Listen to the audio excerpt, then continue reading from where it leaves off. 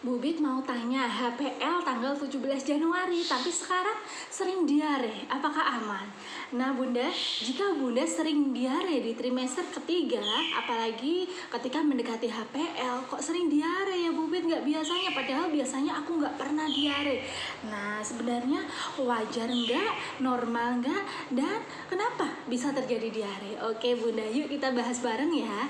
Jadi saat trimester ketiga, di mana kepala dedek bayi itu sudah mulai masuk ke dalam panggul, paling tidak di usia 32 minggu ke atas. Nah, ketika kepala dedek bayinya sudah di bawah, apalagi sudah masuk ke dalam panggul, kepala dedek bayi itu menekan bagian anus atau tepatnya di bagian rektum, sehingga timbul refleks ingin sekali BAB.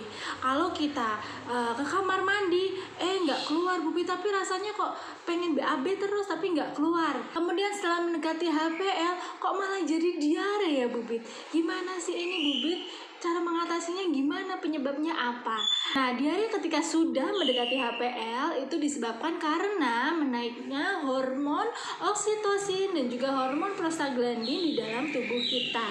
Di mana hormon oksitosin itu dia akan membuat otot-otot polos di dalam rongga perut kita itu berkontraksi, termasuk dari otot rahim. Nah, termasuk juga dari otot atau gerakan peristaltik usus ya. Jadi ususnya bergerak dengan lebih cepat dan kuat dari sebelumnya, makanya bisa terjadi BAB-nya seperti diare. Namun ketika Bunda mengalami diare, asalkan Bunda tidak dehidrasi, tidak demam, itu masih aman.